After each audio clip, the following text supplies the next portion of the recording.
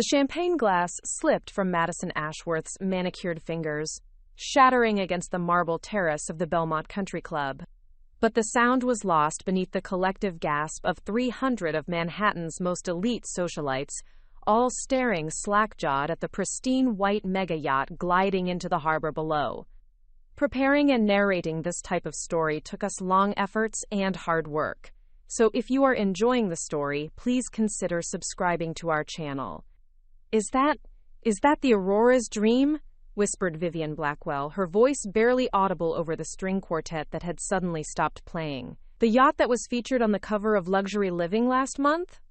Madison couldn't speak, couldn't breathe, because standing on the yacht's upper deck, waving casually at the stunned crowd, was her husband Marcus, the same man her former friends had spent the last 3 years calling the Janitor.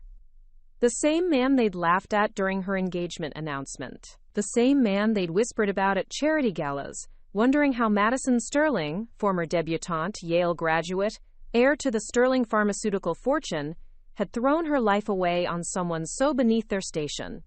The yacht's horn sounded 3 times in greeting, a deep, resonant call that seemed to mock every snide comment, every pitying look, every cruel joke they'd made at Marcus's expense. As the Aurora's dream dropped anchor with practiced precision, Madison watched her husband begin his descent down the yacht's elegant gangway, and she couldn't help but smile. Tonight, Marcus Sullivan would have the last laugh.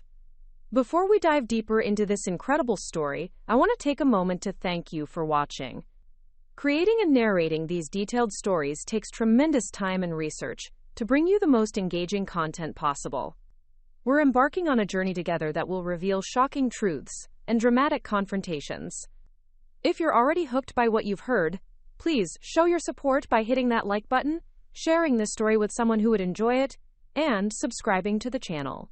Don't forget to ring the notification bell so you never miss our latest stories. This is going to be an epic adventure of deception, love, and ultimate vindication. So get comfortable, and let's continue with this remarkable tale. The crystal chandelier in the Sterling Mansion's ballroom cast rainbow patterns across the marble floor as Madison Sterling adjusted her engagement ring for the 100th time that evening. The 2-carat diamond, modest by her family standards, caught the light as she nervously smoothed her vintage Chanel dress. "Darling, you look absolutely radiant," her mother, Patricia Sterling, glided over with the practiced grace of someone born into old money. Her smile was perfect, but Madison caught the tension around her eyes. "Are you ready to make the announcement?" Madison nodded, though her stomach churned with anticipation. Through the crowd of familiar faces, the Blackwells, the Astors, the Vanderbilts, she spotted Marcus near the French doors leading to the garden. Even in his perfectly tailored tuxedo, he looked slightly out of place among the generational wealth that surrounded them. But to Madison, he was the most genuine person in the room. "Ladies and gentlemen," Patricia Sterling's voice cut through the gentle murmur of conversation as she tapped her champagne flute with a silver spoon. "If I could have your attention, please." The ballroom fell silent except for the soft classical music drifting from the hidden speakers. Madison's heart raced as all eyes turned toward her. "James and I are delighted to share some wonderful news with our dearest friends," Patricia continued, her voice carrying the authority of someone accustomed to commanding attention. "Our daughter Madison has become engaged to a very special young man." Madison walked toward Marcus, who stood with quiet confidence, despite being under the scrutiny of Manhattan's social elite. She took his hand, feeling the calluses on his palms, evidence of honest work that her privileged friends would never understand.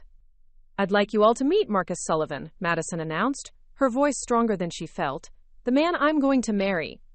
The applause was polite but restrained. Madison caught the exchange of glances, the raised eyebrows, the whispered questions already beginning to circulate. "And what is it that you do, Mr. Sullivan?" asked Harrison Blackwell, his tone carefully neutral but his eyes sharp with calculation. Marcus stepped forward slightly, his shoulders squared. "I work in building maintenance and cleaning services, sir. I run my own company." The silence that followed was deafening. Madison felt the shift in the room's energy, saw the subtle smirks, the knowing looks passed between longtime family friends. "How refreshing," murmured Vivian Blackwell, her voice dripping with barely concealed condescension. "It's so rare to meet someone in the service industry at these gatherings." "Marcus works incredibly hard," Madison said quickly, her cheeks burning. "He's built his business from nothing, and I'm sure he's very dedicated," interrupted Jonathan Astor with a patronizing smile. "Manual labor can be quite fulfilling, I'm told." Marcus squeezed Madison's hand gently, a silent signal that he could handle himself. "It is fulfilling work, Mr. Astor. There's something to be said for making spaces clean and functional for people to enjoy. Not unlike what you do in real estate development, though perhaps more hands-on." The comment was delivered with such quiet dignity that Jonathan's smile faltered slightly. But the damage was done. Madison could practically hear the mental wheels turning as her mother's friends began calculating how quickly they could distance themselves from this social disaster. "Well," Patricia Sterling said with forced brightness, "shall we move to dinner? Chef Laurent has prepared something special tonight." As the crowd began to migrate toward the dining room, Madison caught fragments of whispered conversations. "A janitor? Really? What is Patricia thinking? The poor girl has completely lost her mind. I always worried Madison was too idealistic for her own good. Mark my words, this won't last 6 months." Madison's face burned with humiliation and anger, not for herself, but for Marcus, who walked beside her with quiet grace, despite the obvious disdain surrounding them. "I'm sorry," she whispered to him as they took their seats at the head table. "For what?" Marcus asked, his dark eyes meeting hers with surprising warmth. "For them. For their attitudes. For—" "Madison," his voice was gentle but firm, "I knew what I was walking into when I fell in love with you. Their opinions don't define me, and they shouldn't define us." But even as he spoke those words with conviction, Madison saw something flicker in his eyes. Not shame, but a kind of resigned sadness that broke her heart. He'd expected this reaction, had probably prepared for it, but that didn't make it easier to bear. The dinner conversation swirled around them, carefully avoiding direct mention of Marcus, while managing to highlight every possible contrast between his world and theirs. Stories of European vacations, yacht club memberships, and private school connections filled the air like poison. "Madison, darling," said Evelyn Whitmore, one of her mother's oldest friends, "you simply must tell us how you two met. I'm sure it's quite a story." Madison felt every eye at the table turn toward them. This was the question she'd been dreading, knowing it would only reinforce their preconceptions. "We met at the Meridian Hotel," Madison began carefully. "I was there for a charity luncheon and—" "Oh, was Marcus working there?" Evelyn asked with false innocence. "Yes," Madison replied, lifting her chin defiantly. "He was part of the cleaning crew. But that's not what matters. What matters is that he's kind, intelligent, hardworking, and he makes me happier than I've ever been." "Of course, dear," Evelyn replied with a smile that didn't reach her eyes. "Love conquers all, as they say." But Madison could see it in their faces, the pity, the judgment, the absolute certainty that she was making the biggest mistake of her life. They saw Marcus as nothing more than hired help, who had somehow manipulated their way into their exclusive world. What none of them knew, what Madison herself was only beginning to discover, was that Marcus Sullivan carried secrets that would eventually turn their world upside down. 6 months later, St. Patrick's Cathedral had never hosted a more awkward wedding. The guest list read like a who's who of New York society on one side, and Marcus's modest family and friends on the other. The contrast was stark and uncomfortable, like two different worlds forced to occupy the same space. Madison walked down the aisle in her grandmother's vintage Vera Wang gown, her eyes locked on Marcus, who stood at the altar in a simple but well-tailored black tuxedo. He looked handsome and nervous, his dark hair perfectly styled, his hands clasped behind his back. The sterling side of the cathedral was a sea of designer hats, pearl necklaces, and expressions of polite resignation. They'd clearly decided to treat this as a phase Madison needed to work through, like a rebellious teenage experimentation that would eventually run its course. Marcus's side was smaller but warmer, His mother, Elena Sullivan, dabbed at her eyes with a simple handkerchief, her face radiant with joy. His younger sister Rosa beamed from the front pew, her nurse's uniform, replaced by a lovely blue dress she'd clearly saved for months to afford. His work crew, the men and women who'd become his chosen family over the years, sat proudly in their Sunday best, genuinely happy for their boss and friend. "Dearly beloved," began Father McKenna, his Irish accent lending gravity to the ancient words, "we are gathered here today to witness the union of Madison Sterling and Marcus Sullivan in holy matrimony." As the ceremony progressed, Madison caught glimpses of her mother's friends exchanging meaningful looks. She saw Vivian Blackwell check her watch twice during the vows, as if calculating how long she'd have to endure this spectacle. But when Marcus spoke his vows, his voice clear and strong in the cathedral's vaulted space, something shifted. "Madison, when I first saw you, I thought you were the most beautiful woman I'd ever seen. But when I got to know you, I discovered something even more beautiful, your heart. You see past surfaces, past pretenses, past all the things that divide people, and you find what's real. You found what's real in me when no one else bothered to look. I promise to love you, protect you, and cherish you for all the days of my life. I promise to be worthy of the faith you've shown in me." Even Vivian Blackwell stopped checking her watch. Madison's vows were equally heartfelt. "Marcus, you taught me that real strength isn't about what family you're born into or how much money you have. It's about character, integrity, and the courage to be yourself in a world that constantly tries to change you. You've never tried to change me, and you've never asked me to change you. You've simply loved me for who I am, and I will love you for who you are, forever." When Father McKenna pronounced them husband and wife, the applause was genuine, if somewhat subdued on the Sterling side. But as Marcus dipped Madison for their first kiss as a married couple, even the most skeptical guests couldn't deny the obvious love between them. The reception at the Plaza Hotel was where the real drama unfolded.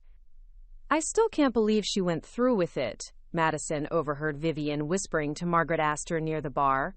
"I mean, what will she do for money? James Sterling has made it clear he's not supporting this financially." "I heard the prenup was absolutely brutal," Margaret replied, sipping her martini. "Patricia insisted on it. Madison gets nothing if the marriage fails within 5 years." Madison's stomach clenched. She hadn't known about the 5-year clause. Her parents had assured her the prenup was just standard protection for the family assets, but this felt like a bet against her marriage. Meanwhile, at the head table, Marcus was engaged in conversation with Madison's uncle Robert, one of the few family members who'd shown genuine interest in getting to know him.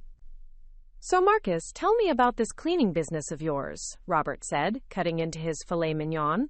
"Madison mentioned you started it yourself?" "Yes, sir. Started with just me and a van about 8 years ago. Now I have 12 full-time employees and contracts with several major office buildings in the city."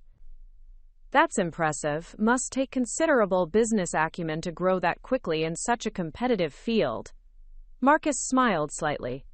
"You learn to adapt, find efficiencies, build relationships. The fundamentals of any business, really." "Indeed they are," Robert mused, studying Marcus with new interest. "You know, I've been in business development for 30 years, and I can usually spot natural entrepreneurial instincts. You have them." It was the first genuinely complimentary thing any Sterling family member had said about Marcus since the engagement announcement. But the evening's most telling moment came during the father-daughter dance. As Madison swayed with her father to "The Way You Look Tonight," James Sterling spoke in her ear with quiet intensity. "It's not too late, you know," he said softly. "We could have this annulled quietly, set you up somewhere overseas for a year, let this all blow over." Madison pulled back to look at her father's face. "Daddy, I love him." "Love?" James's expression was pained. "Madison, you're 25 years old. You have your whole life ahead of you. Don't throw it away on some misguided notion of romance. This man will drag you down to his level. You'll end up in some tiny apartment, struggling to pay bills, having babies you can't afford." "Marcus would never." "Men like him always do," James interrupted. "They see a girl like you as their ticket to a better life. He's using you, sweetheart. And by the time you realize it, it'll be too late. The song ended, and James kissed her cheek with genuine affection despite his harsh words. I hope I'm wrong. For your sake, I truly hope I'm wrong. Quote. But as Madison returned to the head table, she noticed Marcus deep in conversation with a distinguished older gentleman she didn't recognize. The man wore an expensive suit and spoke with the kind of quiet authority that suggested serious wealth. He handed Marcus a business card, said something that made Marcus nod seriously, then disappeared into the crowd. Who is that? Madison asked as she sat down. Marcus tucked the card into his jacket pocket. Just someone interested in expansion opportunities for the business. It was a perfectly reasonable answer, but something in Marcus's tone suggested there was more to the story. Madison filed the moment away in her memory, one of many small mysteries about her new husband that she was only beginning to notice. As the evening wound down and guests began to leave, the Sterling's friends offered polite congratulations laced with pity. Congratulations, dear. I hope you'll be very happy. Such a lovely ceremony. I'm sure everything will work out beautifully. Marriage is such an adventure. You never know where it might lead. But it was Vivian Blackwell's parting comment that stung the most. Well, Madison, you've certainly made an interesting choice. I suppose we'll see how it all turns out. Do keep in touch, won't you? I have a feeling you might need your old friends before this is over. The threat was subtle but clear. They were writing her off, already planning for her inevitable return to their world as a chastened divorcee. That night, in their modest honeymoon suite, Madison lay awake thinking about her father's words, her friend's predictions, and the mysterious business card that Marcus had so carefully tucked away. She'd married for love, but she was beginning to realize that love might not be enough to bridge the gap between their worlds. What she didn't know was that the gap wasn't nearly as wide as everyone believed. The first year of marriage was a masterclass in social ostracism. Madison watched her world shrink with each passing month as former friends found excuses to avoid her calls. Charity committees suddenly had no openings, and party invitations dried up completely. I'm sorry, Madison, but the Spring Gala Committee is fully staffed this year, Vivian Blackwell explained over lunch at Le Bernardin, her tone perfectly polite and absolutely final. Perhaps next year. Madison stirred her soup, trying to hide her disappointment. She'd chaired the Spring Gala for 3 years running, had raised over $2 million for children's literacy programs. I understand. It's just that this cause means so much to me. Of course it does, dear. But things change, don't they? People's circumstances evolve. Vivian's smile was razor sharp. How is Marcus, by the way? Still in the cleaning business? He's expanding, actually. Just landed several new contracts with office buildings in Midtown. How nice. Vivian's tone suggested it was anything but. You know, I was just telling Margaret Astor how brave you are. Living on a cleaning company's income must be quite an adjustment after the Sterling lifestyle. The comment hit its mark. Madison had indeed struggled with the financial adjustment. Their small apartment in Queens was clean and comfortable, but it was a far cry from the Sterling penthouse she'd grown up in. She'd sold most of her jewelry to help with the down payment, kept only her engagement ring and a few pieces with sentimental value. We're doing fine, Madison replied, though fine was relative. They weren't poor by normal standards, but compared to her previous life, they were practically paycheck to paycheck. I'm sure you are, Vivian said with false warmth. And if you ever need anything, a loan perhaps, or help finding more suitable employment for Marcus, you know you can always come to us. We take care of our own. The condescension was suffocating. Madison excused herself early, claiming a headache, and took the subway home to Queens, a mode of transportation she'd never used before marriage, and now relied on daily. That evening, she found Marcus in their tiny home office, hunched over financial spreadsheets and contractor agreements. He looked tired, and she noticed the stress lines around his eyes that hadn't been there 6 months ago. How was lunch with Vivian? He asked without looking up. The usual. How's the expansion going? Marcus leaned back in his chair, rubbing his eyes. Slower than hoped. The Meridian Hotel contract fell through. Apparently, they're restructuring their vendor relationships. Madison frowned. But you've been cleaning there for 3 years. Your work is impeccable. That's what I thought, too. Marcus's voice was carefully neutral, but Madison caught the underlying frustration. Turns out the new management has different priorities. Quote, What Marcus didn't say, what Madison only learned months later, was that James Sterling had made several strategic phone calls to business associates, quietly suggesting that Sullivan cleaning services might not be the most reliable choice for upscale establishments. "Maybe it's time I got a job," Madison suggested, not for the first time. "You don't need to work," Marcus replied firmly. "The business will pick up. It always does." But Madison had noticed things Marcus thought he was hiding. The past due notices he quickly shuffled away when she entered the room, the cheap cuts of meat that had replaced their usual groceries, the way he'd started taking on weekend jobs that required him to work 16-hour days. She'd also noticed the mysterious phone calls he took in private, always stepping out onto their small balcony or into the bathroom. When questioned, he'd brush them off as business calls or potential new clients, but something in his demeanor suggested otherwise. The breaking point came 3 months later at a charity auction Madison had managed to attend as someone's last-minute guest. She was bidding on a spa weekend package, a small luxury she thought they could afford, when she overheard a conversation that stopped her cold. "Look, there's poor Madison," whispered Caroline Whitmore to her daughter. "I heard they're behind on rent. Patricia is beside herself with worry." "I don't understand why she doesn't just come home," the daughter replied. "Surely she's learned her lesson by now." "Pride," Caroline said with a knowing nod. "But pride doesn't pay the bills. Mark my words, she'll be back within the year. That husband of hers will probably abandon her once he realizes the Sterling money isn't coming." Madison's hands trembled as she lowered her bid paddle. Were they really behind on rent? She thought about all the financial conversations Marcus had deflected, all the times he'd assured her everything was fine, while working longer and longer hours. That night, while Marcus showered, she finally did what she'd been afraid to do for months. She looked at their bank statements. The numbers were worse than she'd imagined. They had less than $300 in their checking account. Their savings, what little Marcus had accumulated before marriage, was gone. The rent was indeed 2 months behind, though somehow Marcus had been managing to juggle payments to avoid eviction. When Marcus emerged from the bathroom, he found Madison sitting on their bed with the statements spread around her. "We need to talk," she said quietly. Marcus's face went pale. He sat down heavily, his shoulders sagging in defeat. "I wanted to handle it myself."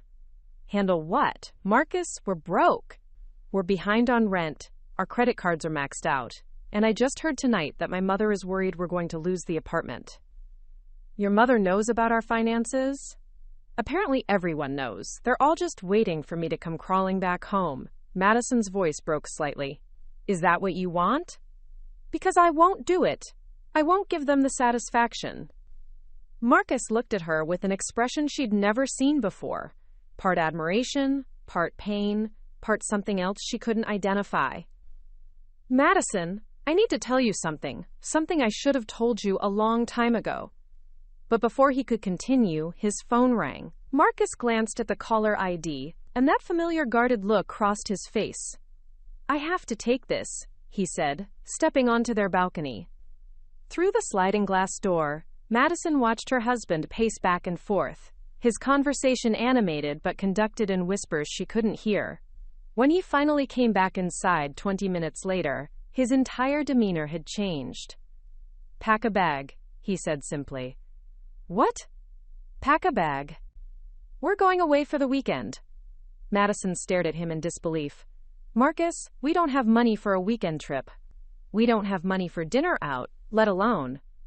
"Trust me," he said, his eyes holding that same mysterious quality she'd noticed on their wedding day. "Please. Just this once. Trust me completely." Looking at her husband's face, really looking at him for the first time in months, Madison realized there were depths to Marcus Sullivan she had never explored. Secrets he'd been carrying that went far beyond their current financial troubles. "Where are we going?" she asked. Marcus smiled, and for the first time in months it reached his eyes, to get some answers. "We're deep into this incredible story now, and I hope you're as captivated as I am by these unfolding events." The amount of effort that goes into researching, writing, and narrating these detailed stories is immense. We're creating content that truly engages and transports you to another world. But it's worth it to bring you stories that keep you on the edge of your seat. If you're enjoying this journey of secrets and revelations so far, Please take a second to like this video and share it with friends who appreciate great storytelling. Your support means everything and helps us continue creating these detailed, epic narratives. We still have so much more to discover about Marcus's true identity, so let's see how this situation unfolds. The Mercedes S-Class that picked them up Saturday morning was not what Madison had expected. Neither was the driver, a professionally dressed man who called Marcus Sir and handled their modest luggage with the kind of deference usually reserved for heads of state. "Marcus," Madison whispered as they settled into the leather seats, "whose car is this?" "A friend's," he replied, but his eyes held that familiar guardedness that had become all too common recently. The drive to the Hamptons took 2 hours, during which Marcus made several more cryptic phone calls, and Madison watched the landscape change from urban sprawl to manicured wealth. When they finally turned through the gates of what could only be described as an estate, Madison's breath caught in her throat. The house, if it could be called a house, sprawled across at least 3 acres of immaculately landscaped grounds. It was modern but warm, all glass and steel and natural stone, with gardens that looked like they belonged in a museum. The circular driveway was lined with luxury vehicles, a Bentley, a Ferrari, 2 more Mercedes, and a Tesla. "Marcus," Madison said slowly, "what is this place?" "Home," he replied simply, then caught her expression. "Well, one of them." Before Madison could process that statement, the front door opened, and an elegant woman in her 60s emerged, her face lighting up with genuine joy. "Marcus," she called, hurrying down the steps with surprising agility. "Finally! I was beginning to think you were never going to bring her home." Marcus hugged the woman warmly, and Madison noticed how his entire posture relaxed in her presence.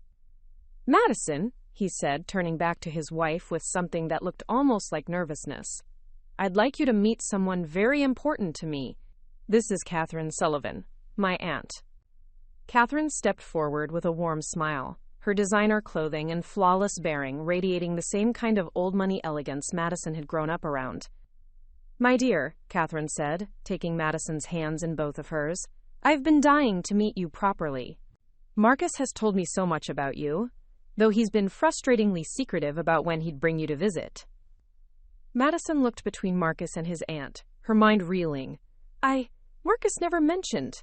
That is, I didn't know." "That the Sullivan family had money?" Catherine asked with a knowing smile.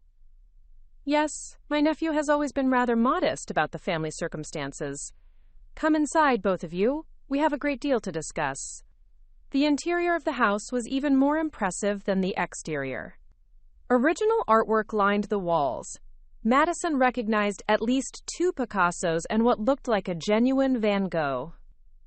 The furniture was a perfect blend of antique and contemporary, expensive but comfortable, clearly chosen by someone with both unlimited resources and impeccable taste.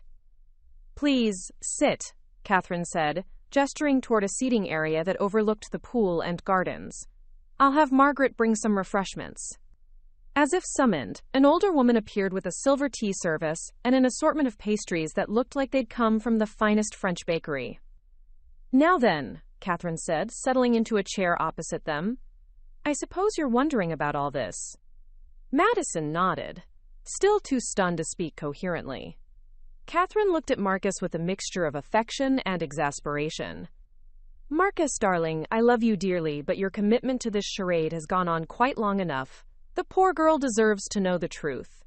"What truth?" Madison found her voice at last.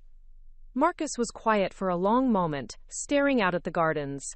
When he finally spoke, his voice was carefully controlled.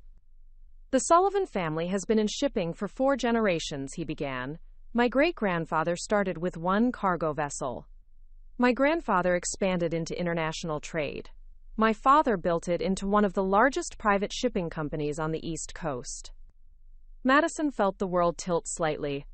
"Your father is CEO of Sullivan Maritime Holdings," Marcus finished. "Annual revenue of approximately $800 million. The number hung in the air like a physical presence. Madison struggled to process what she was hearing. "But you're a janitor," she said weakly. "You clean buildings. You showed me your tax returns." The tax returns for Sullivan Cleaning Services are accurate, Marcus confirmed. I do own and operate a cleaning company. I do work with my hands. I do make a modest income from that business. But why? Madison's voice rose slightly.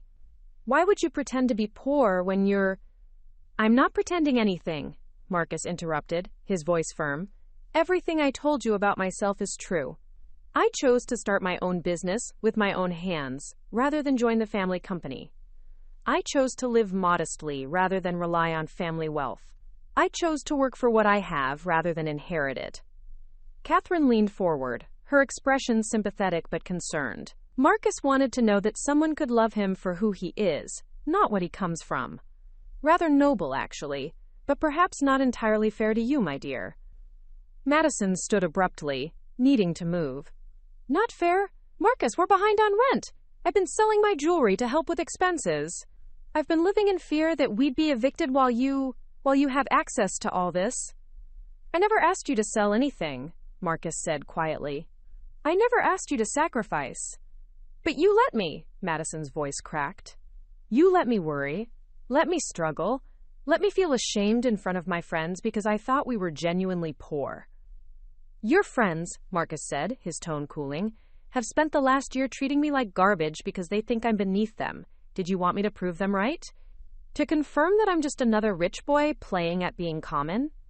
The accusations stung because it held a grain of truth. Madison had been hurt by her friend's treatment of Marcus, had felt ashamed of their prejudice, but had she also been secretly relieved when she learned he wasn't actually poor? That's not the point, she said, though her voice lacked conviction. Isn't it? Marcus stood as well, facing her across the elegant living room. Madison, I've watched you struggle with the social exile. I've seen how much it hurts you to be cut off from your world. If you'd known about my family's money from the beginning, would you have loved me, or would you have loved the security I represented? It was a fair question, and it terrified her because she wasn't sure of the answer. Catherine cleared her throat delicately. Perhaps we should discuss the more immediate concerns. Marcus, I assume you brought Madison here because the situation has become untenable. Marcus nodded reluctantly. Her father has been sabotaging my business. Contracts are being canceled. New opportunities are being blocked. I can't keep up the pretense much longer without asking Madison to sacrifice more than she should have to. What do you mean, my father has been sabotaging your business? Madison asked, though part of her already knew the answer. James Sterling has considerable influence in New York business circles, Catherine explained gently. He's been using that influence to pressure Marcus's clients and potential clients. He thinks he's protecting you, Marcus added. Forcing me to fail so you'll come home. Madison sank back into her chair, the full scope of the manipulation hitting her. Her father, her friends, even her husband. Everyone had been playing games with her life, making decisions based on what they thought was best for her rather than what she actually wanted. So what happens now? She asked quietly. Marcus and Catherine exchanged a look. Now, Catherine said, we discuss your options. Marcus can continue his noble experiment in poverty, though I suspect that's no longer sustainable given your father's interference. Or he can acknowledge the reality of his situation and start fighting back. Fighting back how? Catherine smiled, and for the first time Madison saw a hint of steel beneath the elegant surface. My dear, Catherine said, the Sullivan family didn't build an $800 million company by backing down from bullies. If James Sterling wants to play hardball, perhaps it's time he learned exactly who he's been playing with. That evening, Madison sat alone on the house's private beach, watching the sun set over the Atlantic while trying to process the day's revelations.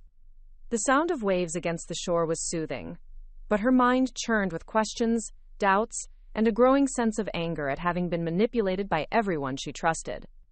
Marcus approached from the house, carrying 2 glasses of wine and walking with a hesitancy she'd rarely seen in him. I thought you might want some company, he said, settling into the sand beside her. Do I know you at all? Madison asked without looking at him. Marcus was quiet for a long moment. You know the parts of me that matter? Do I? Because the man I married worked 16-hour days to make ends meet. The man I married worried about paying rent and buying groceries. The man I married let me sell my grandmother's pearls to help with the down payment on our apartment. Her voice broke slightly on the last part. I worked 16-hour days because I chose to, Marcus said quietly. I worried about expenses because I was living on what I earned, not what I had access to, and I let you sell your pearls because I was too proud to tell you the truth. Too proud or too afraid? Both, he admitted. Madison, I've seen what money does to relationships. I've watched friends marry for wealth and security, only to spend years wondering if they're truly loved or just useful. I wanted something real with you. But it wasn't real, Madison pointed out. It was based on a lie. Was it? Marcus turned to face her fully. The way you defended me to your friends? Was that because you thought I was poor? The way you stood by me when they mocked me? Was that based on money? The way you looked at me on our wedding day? Was that about my bank account? Madison closed her eyes, remembering those moments. The truth was, she'd fallen in love with Marcus's character, his kindness, his quiet strength. But she'd also felt proud of herself for loving someone despite his lack of wealth, had felt noble for choosing love over security. I don't know, she said honestly. I thought I was being noble, marrying below my station. I thought I was proving something about the power of love. But maybe I was just being condescending. Maybe we were both being dishonest, Marcus said. Me about my circumstances, you about your motivations. They sat in silence as the stars began to appear overhead. Finally, Madison spoke again. What do you want from me now that I know the truth? Marcus set down his wineglass and reached for her hand. I want you to decide if you can love me knowing that I'm wealthy. I want you to decide if you can forgive me for letting you struggle when I could have prevented it. And I want you to help me decide whether we keep living this lie or start fighting back. Fighting back against whom? Your father, your friends, everyone who thinks they know what's best for us, better than we do. Madison looked toward the house, where warm light spilled from the windows, and Catherine could be seen moving about the kitchen, preparing what was undoubtedly an elaborate dinner. How do we fight back? Marcus's smile held a hint of something Madison had never seen before. Not quite ruthlessness, but a steely determination that spoke of the business instincts Catherine had hinted at. We show them exactly who they've been underestimating. Quote, inside the house, Catherine was indeed preparing dinner, but she was also making phone calls. Her address book read like a directory of American power brokers, and she was systematically working through it. Hello, Patricia, she said warmly into her phone, her voice carrying decades of practiced social grace. It's Catherine Sullivan. Yes, it has been far too long. I'm calling because I believe our children have gotten married, and I thought it was time we met properly. On the other end of the line, Patricia Sterling nearly dropped her phone. Catherine Sullivan was a name she recognized from charity boards and society pages, a woman whose family commanded the kind of respect that transcended mere wealth. Mrs. Sullivan, Patricia managed, her voice carefully controlled. Yes, of course, though I must say I wasn't aware of the family connection. Marcus prefers to make his own way in the world, Catherine explained smoothly. Such an admirable quality, don't you think? Though I understand there have been some challenges regarding his business relationships recently. The implied threat was subtle but unmistakable. Patricia Sterling had spent 30 years navigating the treacherous waters of high society, and she recognized a power play when she heard one. I'm sure I don't know what you mean, Patricia replied carefully. Of course not, Catherine agreed pleasantly. I was wondering if you and James might join me for dinner next week. The Union Club, perhaps. I think it's time our families became better acquainted. The call ended with polite pleasantries, but Patricia immediately dialed her husband's private line. James, we have a problem. Meanwhile, back on the beach, Madison was wrestling with a realization that changed everything she thought she knew about her situation. Marcus, if your family has this much money, this much influence, why did you let my father hurt your business? Why didn't you fight back immediately? Marcus ran his hand through his hair, a gesture she'd learned meant he was struggling with something difficult. Because I wanted to earn your love without using my family's power. I wanted to prove I could stand on my own, be worthy of you through my own efforts. But you are worthy, Madison said, surprised by the vehemence in her own voice. You were always worthy. Your family's money doesn't make you more valuable, and lacking it wouldn't make you less valuable. then why does everyone act like it does? Quote, it was a question that cut to the heart of everything Madison had been raised to believe. In her world, money wasn't just about comfort or security. It was about worth, about belonging, about who deserved respect and who didn't. Because we're all shallow and terrible, she said with a bitter laugh, because we've confused wealth with worth for so long that we can't tell the difference anymore. Not all of you, Marcus said quietly. You defended me when you thought I was poor. You chose me over your entire social circle. I chose you because I loved you, Madison corrected. But I won't lie, part of me felt noble about it. Part of me enjoyed being the woman who was above such shallow concerns. I was being condescending without even realizing it. Marcus was quiet for a long moment. So where does that leave us? Madison looked at her husband, really looked at him, trying to see past all the assumptions and revelations and hurt feelings to the man she'd fallen in love with. It leaves us with a choice, she said finally. We can keep living this modest life, struggling financially while your family watches from the sidelines. We can embrace your family's wealth and live like the privileged people we actually are. Or. Madison stood, brushing sand from her dress, her mind racing with possibilities she'd never considered before. Or we find a third option, something that's truly ours. The next morning, Madison woke to find Marcus already gone from their guest room. She found him in Catherine's home office, surrounded by financial documents and legal papers, talking quietly on the phone in what sounded like a very serious business conversation. Yes, I understand the timeline, he was saying, but I need guarantees about operational autonomy. No, the cleaning business stays exactly as it is. That's non-negotiable. He noticed Madison in the doorway and gestured for her to come in, ending his call. What was that about? She asked. Catherine entered behind her, carrying a breakfast tray and wearing the satisfied expression of someone who'd accomplished a great deal before dawn. That, Catherine said, setting down the tray, was Marcus discussing the terms of his inheritance. Madison looked between them, confused. I thought he'd already walked away from the family business. He walked away from joining the company as an employee, Catherine clarified. But he's still heir to a significant portion of the family holdings. His father has been remarkably patient about Marcus's experiment in independence. Remarkably patient and remarkably strategic, Marcus added with a wry smile. He knew I'd eventually need the resources to protect what I'd built. Madison sat down heavily in one of the leather chairs. So your father knew about us all along? About the financial pressure? He knew James Sterling was interfering, Catherine confirmed. He also knew Marcus was too stubborn to ask for help until things became truly desperate. Which they have, Marcus said quietly. Madison, your father isn't just sabotaging my cleaning business anymore. He's actively trying to destroy my reputation in the service industry. 3 more contracts were terminated yesterday, all from companies that do business with Sterling Pharmaceuticals. Madison felt a surge of anger at her father's ruthlessness, but also a grudging respect for his strategic thinking. He was playing a long game, systematically removing Marcus's ability to support them independently. So what's the inheritance? She asked. Marcus looked uncomfortable.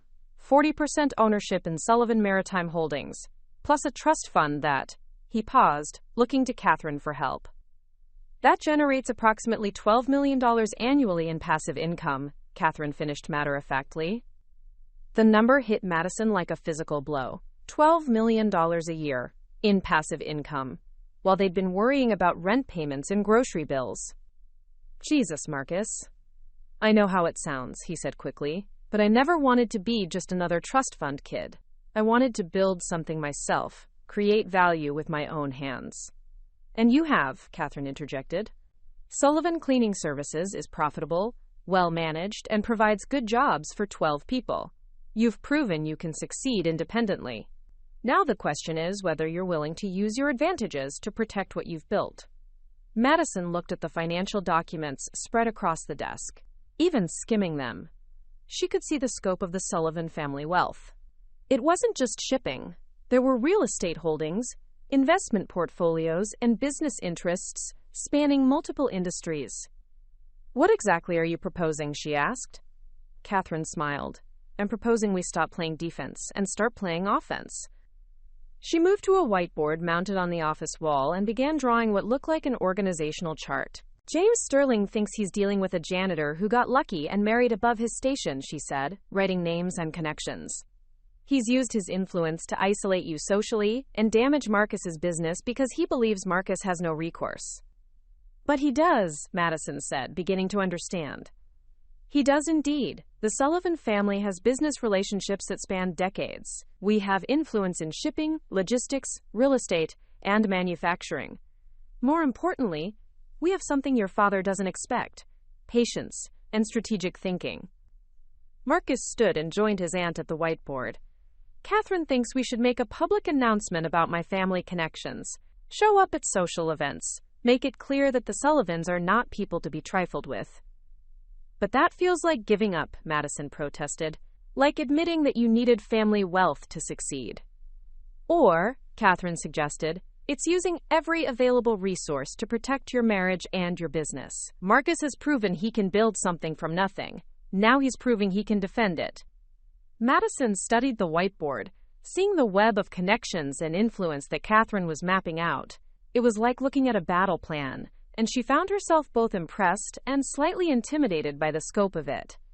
What would this look like practically? She asked. Well, Catherine said with a smile that was all teeth, it would start with a very public reintroduction of Marcus to New York society, perhaps at an event where all the right people would be present.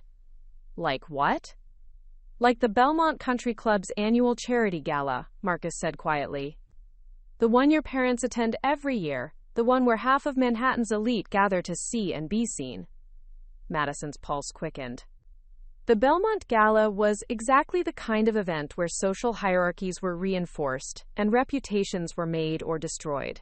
It was where her parents' friends would be expecting to see her humbled and defeated, possibly even divorced. When is it? She asked. 3 weeks, Catherine replied. Just enough time to make the proper arrangements. What kind of arrangements? Catherine's smile turned predatory. The kind that ensure everyone remembers why it's unwise to underestimate the Sullivan family. Madison looked at Marcus, seeing a mix of determination and apprehension in his expression. This was clearly a step he'd been avoiding for years, but circumstances were forcing his hand. Are you sure about this? She asked him. No, he said honestly, but I'm sure about us. And if this is what it takes to protect our marriage and our future, then I'm willing to do it. Madison thought about the last year, the social exile, the financial stress, the constant feeling of being under siege. She thought about her father's manipulation and her friend's condescension. She thought about the way Marcus had been treated simply because people assumed he was beneath them. Okay, she said finally, let's do it. Catherine clapped her hands together with obvious delight. Excellent! Now let's discuss logistics. We'll need to make sure Marcus is added to the guest list, arrange for the proper introductions, and perhaps make a few strategic donations to ensure the right people are paying attention. Strategic donations? Madison asked. Well, Catherine said with a twinkle in her eye, someone needs to sponsor the silent auction this year. I think a $500,000 contribution from Sullivan Maritime Holdings should get people's attention, don't you? As the scope of Catherine's plan became clear, Madison realized they weren't just going to show up at the gala. They were going to make a statement that would reverberate through New York society for years to come. The war for their marriage was about to begin. The next 2 weeks passed in a whirlwind of activity that felt like preparing for battle. Catherine Sullivan, Madison discovered, was a force of nature when she set her mind to something. Within 48 hours of their beach conversation, she had orchestrated what could only be described as a military campaign. First, Catherine announced over breakfast in her Hampton House dining room, we need to establish Marcus's legitimate place in society. That means the right introductions, the right associations, and the right visibility. She slid a thick folder across the mahogany table to Madison. Inside were invitations to a dozen high-profile events, charity boards that suddenly had openings, and membership applications to exclusive clubs that typically had waiting lists measured in years. How did you get all of these so quickly? Madison asked, flipping through invitations to gallery openings, charity luncheons, and private dinners with some of the most influential families in New York. My dear, Catherine said with amusement, the Sullivan name opens doors. It always has. Marcus simply chose not to use that particular key. Marcus looked uncomfortable with the attention but resigned to the necessity. I still don't like using family connections to solve problems I should be able to handle myself. This isn't about solving problems, Catherine corrected. This is about correcting misconceptions. James Sterling has been operating under the assumption that he's dealing with someone who has no resources and no recourse. We're simply providing him with accurate information. Madison studied the guest list for the Belmont Gala, recognizing every name. These were the people who had spent the last year treating her with pity and condescension, the ones who had made jokes about her janitor husband and predicted her inevitable return to the family fold. I have to admit, she said slowly, I'm looking forward to seeing their faces. Revenge is a dish best served cold, Catherine agreed with satisfaction. And we've had plenty of time to let this particular meal reach the proper temperature. But even as they planned their social offensive, Madison couldn't shake the feeling that they were crossing a line. The past year had been difficult, but it had also been honest in a way her previous life never was. She'd learned to budget carefully, to appreciate small luxuries, to understand the value of money in a way she never had before. Are we sure this is the right approach? She asked during a quiet moment with Marcus. I mean, won't this just prove that I married you for money after all? Marcus considered the question seriously. Will it? Or will it prove that you married me despite not knowing about the money? It was a fair point, but Madison still felt conflicted. What about your cleaning business? Your employees who depend on you? The business continues exactly as it is, Marcus said firmly. That's non-negotiable. My employees keep their jobs, their benefits, everything. In fact, with better financial backing, I can probably expand and offer them even more opportunities. But you'll be using family money to do it. I'll be using every resource available to me to protect the people who depend on me, Marcus corrected. There's a difference. The distinction mattered to him, Madison could see. He wasn't abandoning his principles. He was adapting them to meet new challenges. Meanwhile, Catherine was orchestrating what she cheerfully called Phase 1 of their campaign. This involved a series of carefully planned appearances designed to reintroduce Marcus to society in a way that would generate maximum impact.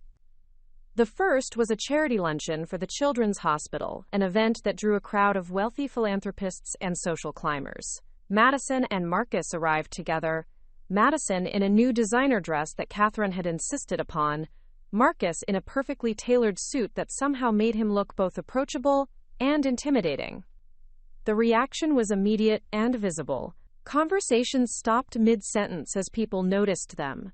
Whispers rippled through the crowd, and several society matrons who had been studiously ignoring Madison for months suddenly developed an urgent need to speak with her. "Madison, darling," gushed Evelyn Whitmore, appearing at their table as if summoned. "How wonderful to see you, and Marcus, of course. I don't believe we've been properly introduced. I'm Evelyn Whitmore." "Mrs. Whitmore," Marcus replied with perfect politeness. "A pleasure to meet you." "I understand you're in business?" Evelyn continued, her tone carefully neutral but her eyes sharp with curiosity. "I am. I run a cleaning service. And I'm also involved in some of my family's business interests." "Family business?" Evelyn's smile became more genuine, sensing an opportunity to gather intelligence. "Sullivan, Maritime Holdings," Marcus said simply, as if mentioning the weather. The effect was electric. Evelyn's expression went through several rapid changes as she processed the information, clearly calculating the implications.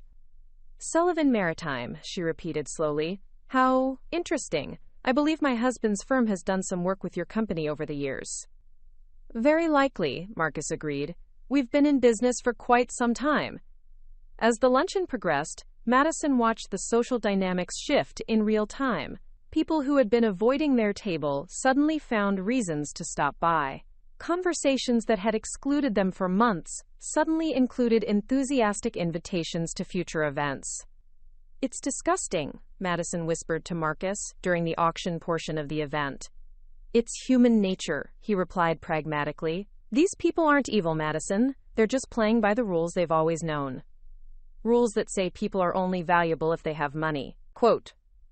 Rules that we're using to our advantage now, Marcus pointed out.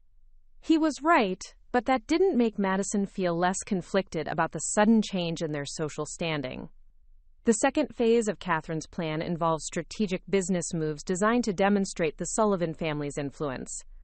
Within a week, 3 companies that had canceled contracts with Marcus's cleaning service suddenly wanted to renegotiate. 2 new clients approached him with lucrative offers. His reputation in the service industry, which had been systematically damaged by James Sterling's interference, began to recover with remarkable speed. "How are you doing this?" Madison asked Catherine over dinner at the Hampton house. "I'm not doing anything except making phone calls," Catherine replied innocently. "I'm simply reminding people of existing business relationships and suggesting that loyalty is a two-way street." "You're threatening them." "I'm providing context," Catherine corrected. "There's a difference." But Madison could see the steel beneath Catherine's elegant exterior, and she began to understand how the Sullivan family had built and maintained their empire over 4 generations.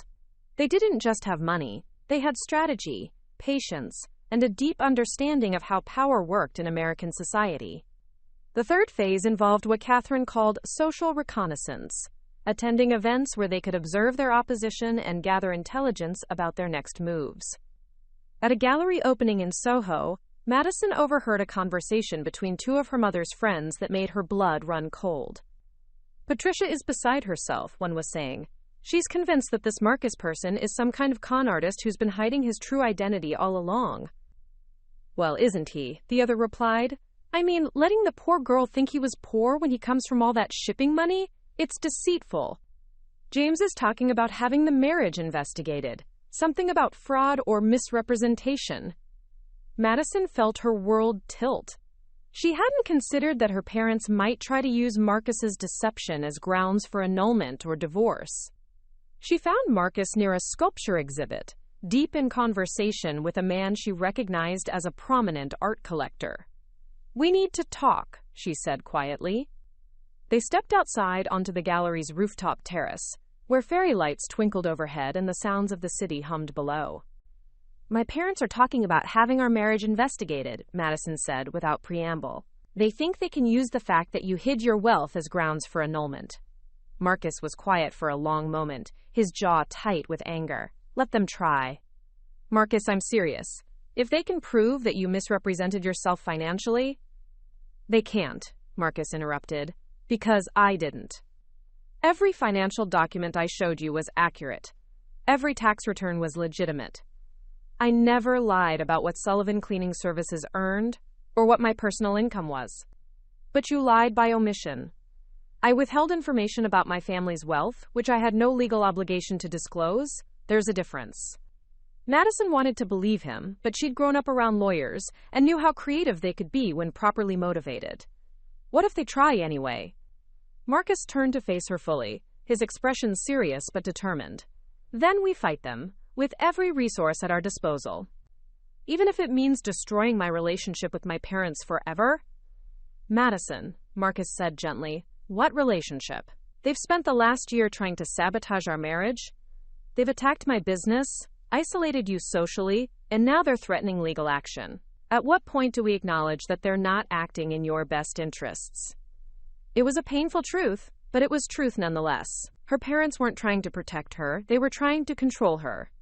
"So what do we do?" she asked. Marcus smiled, and for the first time in weeks, it was entirely genuine. "We give them exactly what they've been asking for." Which is a demonstration of who they've been dealing with all along.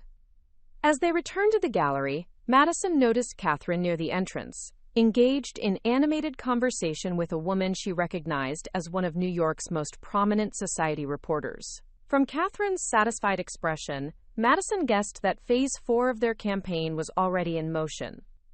The war for their marriage was escalating, and Madison was beginning to realize that her in-laws played the game of social warfare at a level she'd never imagined.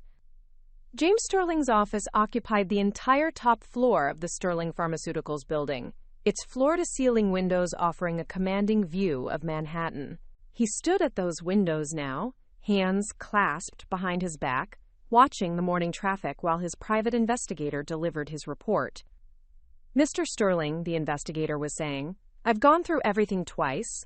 Marcus Sullivan's financial disclosures were completely accurate. Sullivan Cleaning Services is exactly what he said it was, a legitimate small business that he built from scratch. But the family money? James asked without turning around. That's where it gets complicated. Technically, he doesn't have access to the family wealth unless he chooses to claim his inheritance. He's been living entirely on his own income, just as he claimed. James finally turned to face the man he'd hired. So there's no grounds for fraud or misrepresentation? None that would hold up in court. In fact, trying to pursue that angle might backfire spectacularly. Marcus Sullivan comes from a family with serious legal resources, and they have an excellent reputation. Taking them on in court would be inadvisable. James dismissed the investigator with a curt nod, then immediately placed a call to his lawyer. Richard, it's James. I need to know everything you can find out about Sullivan Maritime Holdings. Yes, the shipping company. I want their business relationships, their board members, their competitors, everything. What James discovered over the next few days was deeply unsettling. Sullivan Maritime wasn't just wealthy. They were strategically connected to dozens of companies that did business with Sterling Pharmaceuticals. Worse, they had a reputation for loyalty to their friends and ruthlessness toward their enemies. The first sign of trouble came when Sterling Pharmaceuticals' largest shipping contract was suddenly under review for the first time in 15 years. The second was when 3 major suppliers began asking pointed questions about payment terms and delivery schedules. The third was when Richard Blackwell, his oldest friend and most trusted business advisor, called with an urgent request for lunch. James, Richard said over their usual table at the Union Club, we need to talk about this situation with your daughter. What situation? The situation where you've apparently declared war on the Sullivan family without realizing who you're fighting. James set down his fork, his appetite suddenly gone. What do you mean? I mean, Catherine Sullivan called my wife yesterday. Had a very pleasant conversation about charity work and social events. Also mentioned how unfortunate it would be if long-standing business relationships were damaged by personal disagreements. The threat was subtle but unmistakable. James had spent 30 years building Sterling Pharmaceuticals into a billion-dollar company, and he knew how quickly business relationships could shift when powerful people decided you were a liability. Are you telling me to back down? He asked. I'm telling you to be strategic, Richard replied. Your daughter married into a family with serious resources and a long memory. Continuing to attack them is going to cost you more than you can afford. But James Sterling hadn't built a pharmaceutical empire by backing down from fights. That afternoon, he placed a series of calls to his own network of business contacts, testing the waters for support in his campaign against the Sullivans. What he discovered was deeply disturbing. Company after company politely but firmly declined to get involved in what they called a personal matter. Several mentioned existing relationships with Sullivan Maritime that they didn't want to jeopardize. One CEO was remarkably blunt.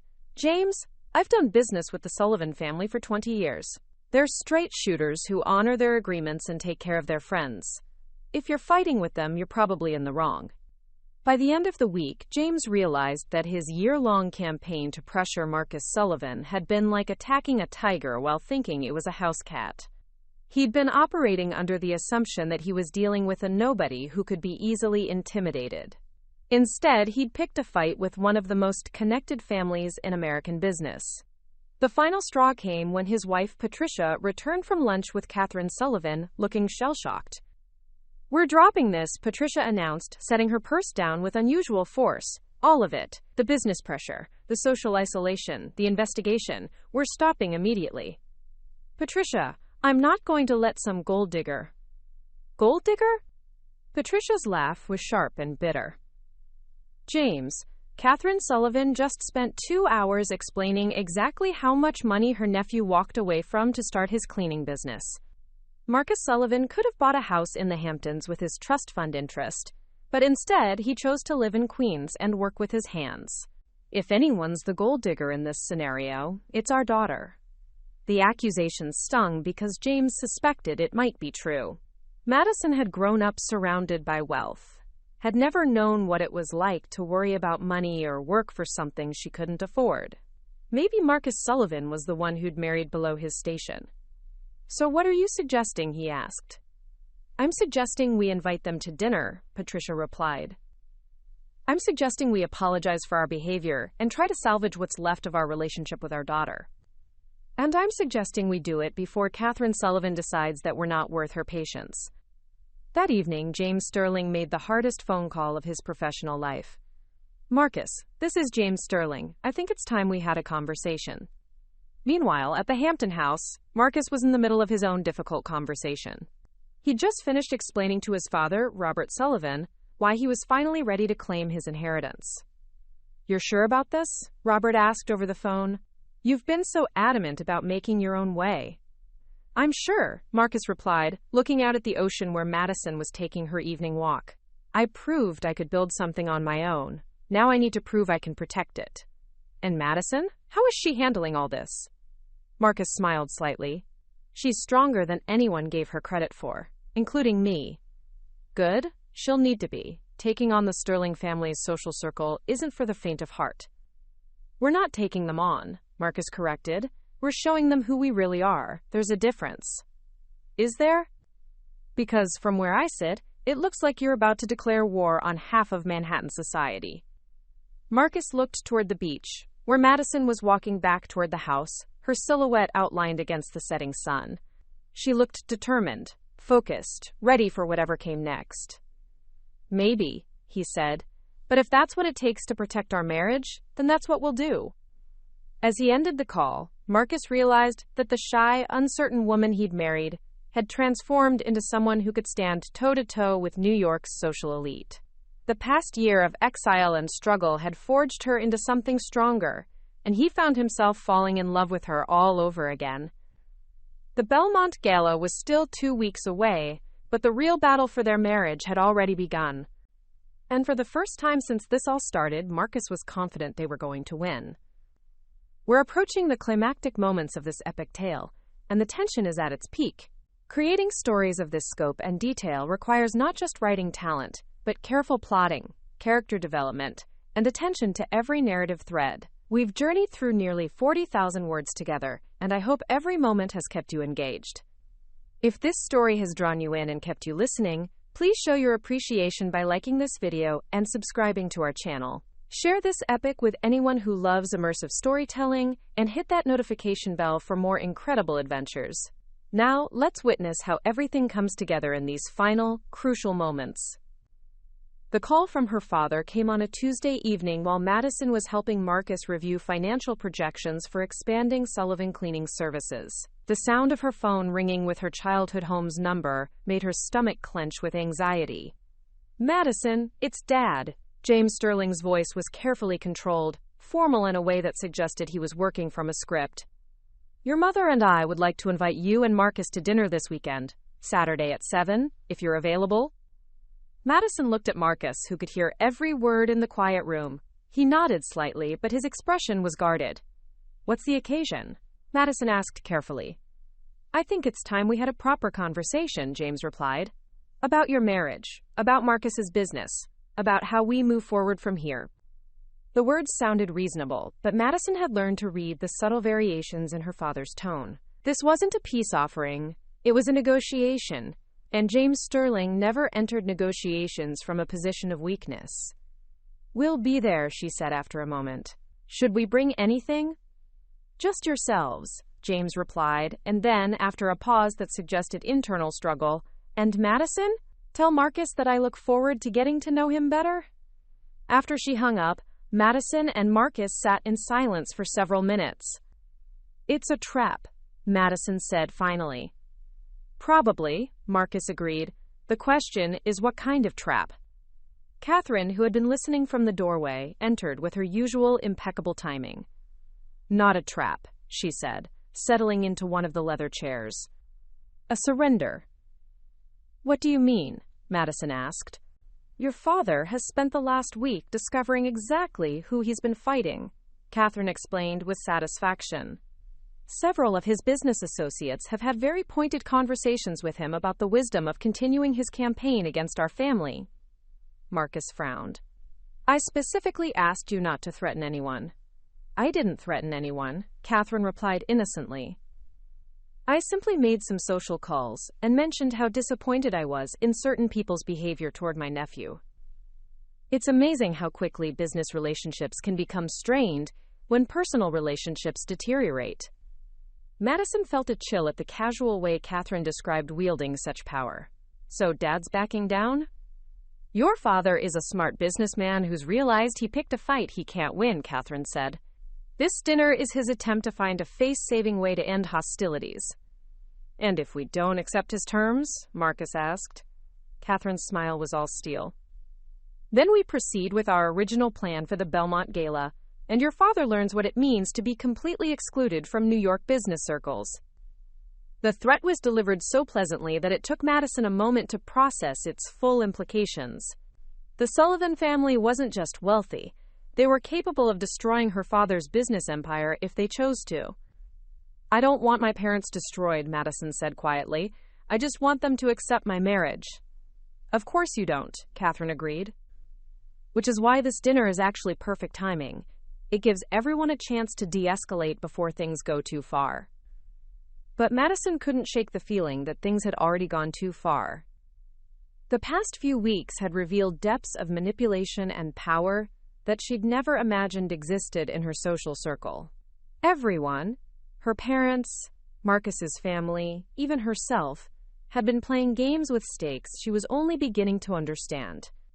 Saturday evening arrived with unseasonable warmth for October. Madison chose her outfit carefully. A simple but elegant black dress that suggested sophistication without ostentation, jewelry that was tasteful but not flashy. She wanted to look like the woman she'd become, not the woman she'd been raised to be. Marcus wore a charcoal gray suit that somehow managed to suggest both approachability and authority. Looking at him now, Madison could see the businessman he'd always been beneath the janitor's uniform he'd chosen to wear. The Sterling penthouse looked exactly as Madison remembered from her childhood. Elegant, intimidating, and designed to remind visitors of their host's wealth and status. But tonight, something felt different. Her parents seemed smaller somehow, less commanding than she remembered. James Sterling greeted them at the door personally, rather than having the housekeeper do it, a small gesture that spoke volumes about his intentions. Madison, Marcus, he said with careful warmth, thank you for coming. Patricia appeared from the living room, her smile genuine but nervous. Marcus, how nice to see you again. Can I offer you something to drink? The small talk that followed was stilted but civil, everyone working hard to maintain the facade of a normal family dinner. But Madison could see the tension in her father's shoulders, the way her mother's smile didn't quite reach her eyes, the careful way Marcus observed everything without seeming to. It wasn't until they were seated in the formal dining room that James finally addressed the elephant in the room. Marcus, he began, cutting his steak with surgical precision, I owe you an apology. The words hung in the air like a challenge. Marcus set down his fork and met James's gaze directly. For what specifically? Marcus asked, his tone neutral but his meaning clear. A general apology wouldn't be sufficient. James's jaw tightened almost imperceptibly. For interfering in your business relationships. For using my influence to damage your reputation. For treating you as if your background made you unworthy of my daughter. It was more than Madison had expected, but she could tell it wasn't enough for Marcus. And? Marcus prompted quietly. And for underestimating both your character and your resources, James continued, the words clearly difficult for him. I made assumptions based on incomplete information, and I acted on those assumptions in ways that were both unfair and counterproductive. Marcus nodded slowly. I appreciate the apology, Mr. Sterling. But I need to understand. Are you apologizing because you've realized you were wrong about me as a person? Or because you've learned that attacking me could damage your business interests? The question was delivered without malice, but its directness made Patricia wince and James's face flush slightly. Both, James admitted after a long pause. I've learned that you come from a family with significant resources and influence, but I've also learned that you chose to walk away from those advantages to build something on your own. That suggests a level of character I failed to recognize initially. Initially? Madison interjected, her voice sharper than she'd intended. Dad, you've spent a year actively sabotaging Marcus's business. You've pressured your friends to exclude me socially. You hired an investigator to try to find grounds for annulling our marriage. This isn't about initial impressions. This is about sustained persecution. The words surprised even Madison with their vehemence, but they needed to be said. For a year, she'd watched her husband endure attacks on his reputation and livelihood, while maintaining his dignity and refusing to retaliate. Someone needed to acknowledge the full scope of what he'd endured. James set down his silverware and looked directly at his daughter. You're right. My behavior has been inexcusable. I was so convinced that Marcus was using you that I couldn't see past my own prejudices. And now? Marcus asked quietly. Now I'm wondering if my daughter was the one who married up, James replied with painful honesty. The admission hung in the air like a confession. Patricia reached for her wine glass with a slightly trembling hand, while Madison felt tears prick at her eyes, not from sadness, but from relief that her father was finally seeing clearly. I don't think anyone married up or down, Madison said firmly. I think two people fell in love and had to fight for their right to be together. Marcus reached for her hand under the table, squeezing gently. What matters now is where we go from here. Patricia leaned forward, her voice urgent. We want to move forward, Marcus. We want to be part of your lives, part of any grandchildren you might give us someday. But we need to understand. Are you planning some kind of retaliation? Because if you are, I need to know how to protect my family. Catherine's influence was clearly making itself felt throughout their social circle, and Patricia was smart enough to recognize the signs of a coordinated campaign. Marcus was quiet for a long moment, considering his response. Mrs. Sterling, I've spent a year building my business while your husband systematically destroyed my reputation and client base. I've watched my wife be excluded from her social circle and treated like a pariah by people she considered friends. I've endured condescension, mockery, and outright hostility from your entire social class. Quote, Patricia's face went pale, but Marcus continued in the same quiet, measured tone. But I've never once retaliated. I've never used my family's connections to hurt your business or damage your relationships. I've simply focused on protecting my wife and building our life together. And now? James asked, clearly fearing the answer. Now I'm going to continue doing exactly what I've always done, Marcus replied. I'm going to run my cleaning business, love my wife, and live my life. The only difference is that I'm no longer going to hide my family connections or pretend I don't have resources at my disposal. Relief flooded Patricia's face. So you're not planning to destroy us? Marcus's smile was slight, but genuine. Mrs. Sterling, if I'd wanted to destroy your family, I could have done it months ago. The Sullivan family has business relationships that span decades and influence that reaches into every corner of American commerce. But that's not who I am, and it's not the kind of person Madison married. Then why reveal your background now? James asked. Because, Madison interjected, we're tired of being treated like second-class citizens by people who should know better. We're tired of being excluded, mocked, and condescended to. And we're especially tired of people assuming Marcus is somehow unworthy of respect because he works with his hands. Marcus nodded. The Belmont Gala is in 10 days. We're going to attend, and we're going to make it clear that the Sullivan family is not to be trifled with. Not because we want revenge, but because we want respect. And after that? Patricia asked. After that, we continue building our life together, Madison said firmly. We expand Marcus's business, we contribute to charitable causes that matter to us, and we hopefully rebuild relationships with family members who are willing to treat us with dignity. The offer of reconciliation was clear, but so were the terms. The Sterlings would have to accept Marcus as an equal, not just tolerate him as an unfortunate choice their daughter had made. James nodded slowly. I think we can work with those terms. The rest of the dinner passed more smoothly, with genuine conversation replacing the careful diplomacy of the earlier courses. Madison found herself cautiously optimistic that her relationship with her parents might actually survive this ordeal. But as they prepared to leave, James pulled Marcus aside for a private word. I need you to know, James said quietly, that I'm not the only one who's been working against you. There are others in our circle who see your marriage as a threat to the natural order of things. The Belmont Gala isn't going to be a friendly audience. Marcus studied the older man's face, seeing genuine concern beneath the warning. Are you telling me to be careful? I'm telling you to be prepared, James replied. Some of these people have been lords of their particular manor for so long that they don't respond well to challenges to their authority. They're going to test you, and they're not going to make it easy. Let them try, Marcus said with quiet confidence. I've been tested by experts. As they left the Sterling penthouse, Madison felt a complex mix of emotions. The dinner had gone better than expected, but she also realized that they'd only fought the first battle in what might be a longer war. Do you think they mean it? She asked Marcus as their car pulled away from the building, about wanting to reconcile? Marcus considered the question seriously. I think your parents are smart enough to recognize when they're beaten. But I also think your father was right about the broader social circle. The Belmont Gala is going to be interesting. Madison looked out at the city lights streaming past their window, thinking about the year they'd endured and the challenges still ahead. Are you ready for it? She asked.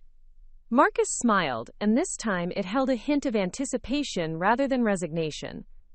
Madison, I've been ready for this my entire life. I just didn't know it until now. The week leading up to the Belmont Gala passed in a flurry of strategic planning that would have impressed a military commander. Catherine had transformed the Hampton House into a command center, with guest lists, seating charts, and social connection maps covering every available surface. The key, she explained to Madison and Marcus over breakfast, is not just to make an entrance, but to control the narrative from the moment we arrive until the moment we leave. She pointed to a detailed floor plan of the Belmont Country Club ballroom, marked with colored dots representing different social factions. The Blackwells will be here, near the bar, holding court with their usual sycophants. The Astors prefer the terrace area, where they can make strategic exits if conversations become uncomfortable. Your parents, she looked at Madison, will be at table 12, positioned to observe without being central to the action. Madison studied the chart, recognizing the careful choreography of social warfare. This feels very calculated. Everything in high society is calculated, dear, Catherine replied. The only difference is that now you're aware of the calculations. Marcus looked up from his own preparations, reviewing files on key attendees that his family's research team had compiled. I still think we should keep this simple. Make our appearance, have some conversations, prove that we belong, and leave with dignity intact. Absolutely not, Catherine said firmly. Simple approaches get simple results. We need to make a statement that will resonate throughout New York society for years to come. What kind of statement? Madison asked, though she was beginning to suspect she didn't want to know the answer. Catherine's smile was predatory. The kind that ensures no one ever underestimates the Sullivan family again. That afternoon, Madison found herself in the surreal position of having a team of stylists, hair professionals, and wardrobe consultants descended upon the Hampton house. Catherine had spared no expense in ensuring that their appearance would be flawless. The dress needs to suggest wealth without ostentation, the lead stylist explained, showing Madison 3 options: power without arrogance, elegance with just a hint of defiance. Madison chose a midnight blue gown that somehow managed to be both classic and contemporary, elegant and subtly provocative. When she emerged from the dressing room, Marcus's expression told her everything she needed to know. You look incredible, he said softly. But more importantly, you look like yourself. It was true. Despite all the professional styling, Madison felt more authentically herself than she had in months. The woman looking back at her from the mirror was someone who had been tested by adversity and emerged stronger for it. Marcus's own transformation was equally striking. His perfectly tailored tuxedo was complemented by cufflinks that had belonged to his great-grandfather, and a watch that spoke of understated wealth. But it was his bearing that had changed most dramatically. Gone was any trace of the uncertain man who had endured a year of social condescension. In his place stood someone who looked entirely comfortable wielding power. You look like a CEO, Madison observed. I am a CEO, Marcus replied with a slight smile. I just happen to be the CEO of a cleaning company. And now? Now I'm the CEO of a cleaning company who also happens to be heir to a shipping empire, Marcus said. The work hasn't changed, but the context has. That evening, they attended a small dinner party at Catherine's, a dress rehearsal, she called it, for the main event. The guest list included several influential families who had maintained their friendship with the Sullivans, despite the social pressures of the past year. Madison found herself seated next to Robert Whitmore, one of New York's most prominent real estate developers, and a man whose opinion carried significant weight in their social circle. I have to tell you, Madison, Robert said over the soup course, I've been watching this situation with great interest. Your loyalty to your husband in the face of such social pressure has been quite remarkable. Loyalty? Madison considered the word. I prefer to think of it as love. Perhaps, but love without loyalty is merely sentiment. You've demonstrated something much more valuable, the courage to stand by your convictions even when it cost you dearly. The conversation was interrupted by Marcus, who was deep in discussion with another guest about shipping routes and international trade regulations. Madison listened with fascination, as her husband demonstrated knowledge and insight that clearly impressed the other businessmen at the table. He's not what I expected, Robert admitted quietly. What did you expect? Honestly, someone who is either intimidated by wealth or corrupted by it. Marcus seems to be neither. He's comfortable with power, but not defined by it. After dinner, Catherine called Madison and Marcus aside for what she termed final instructions. Tomorrow night, you'll arrive at exactly 8:15, she began. Not a minute earlier or later. The timing is crucial for maximum impact. Impact? Madison asked. By 8:15, the cocktail hour will be in full swing, but people won't yet be settled at their tables. It's the perfect time for circulation and conversation. More importantly, it's when the society photographers will be most active. Marcus frowned. We're not looking for publicity. You're not seeking it, but you're going to get it, Catherine corrected. The story of your marriage has been a source of gossip for over a year. Your appearance tomorrow night will be news whether you want it to be or not. Better to control that narrative than let others shape it. She handed them each a small card with names and brief descriptions. These are the key people you need to speak with during the evening, not necessarily friendly conversations, but essential ones. Each of these individuals has influence over different aspects of New York society. Their opinion of you will shape how others see you. Madison studied the list, recognizing names that had been part of her childhood but had become adversaries over the past year. What if they're hostile, she asked. Then you remain gracious, confident, and completely unintimidated, Catherine replied. Remember, you're not asking for their approval anymore. You're informing them of your position. As they prepared to leave the next morning, Madison felt a complex mix of anticipation and anxiety. The past year had changed her in ways she was still discovering, and tomorrow night would be the ultimate test of that transformation. Are you nervous? Marcus asked as they packed their formal wear. Terrified, Madison admitted, but also excited. For the first time in over a year, I feel like we're going into battle on equal terms. Marcus pulled her into his arms, and Madison marveled at how different this embrace felt from those of their early marriage. There was still love, but now there was also partnership, mutual respect, and shared strength. Whatever happens tomorrow night, he said softly, we face it together. Madison nodded, thinking about the journey that had brought them to this point. They'd started as two people from different worlds, who had fallen in love despite the obstacles. Now they were something more. Allies, partners, and equals who had proven their love could survive even the most determined opposition. Tomorrow night, at the Belmont Gala, they would finally show New York society exactly who they had become. The Belmont Country Club had never looked more intimidating.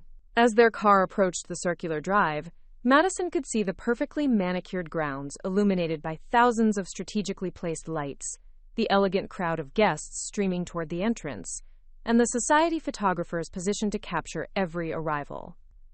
Second thoughts? Marcus asked quietly, noticing her tension.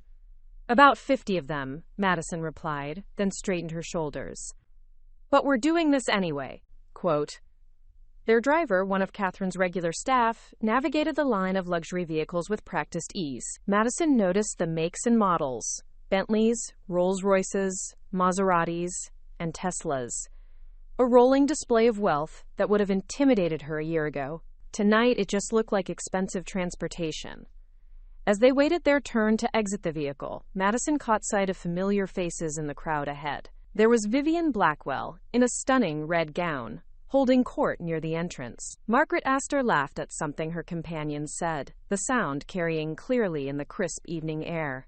Jonathan Whitmore checked his watch, clearly timing his entrance for maximum social impact.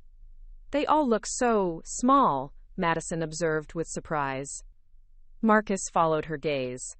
Money doesn't make people larger than life, it just gives them bigger stages to perform on.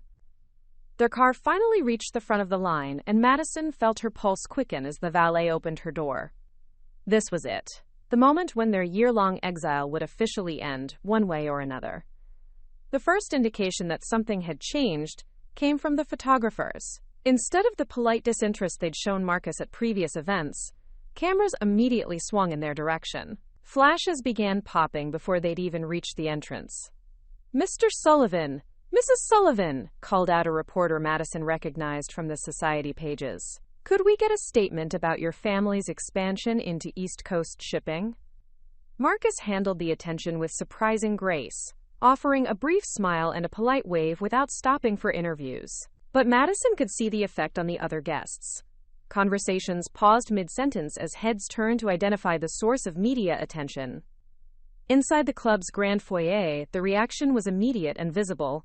The elegant crowd seemed to part naturally as they entered, creating small pockets of whispered conversation in their wake. "Well, well," came a familiar voice from their left.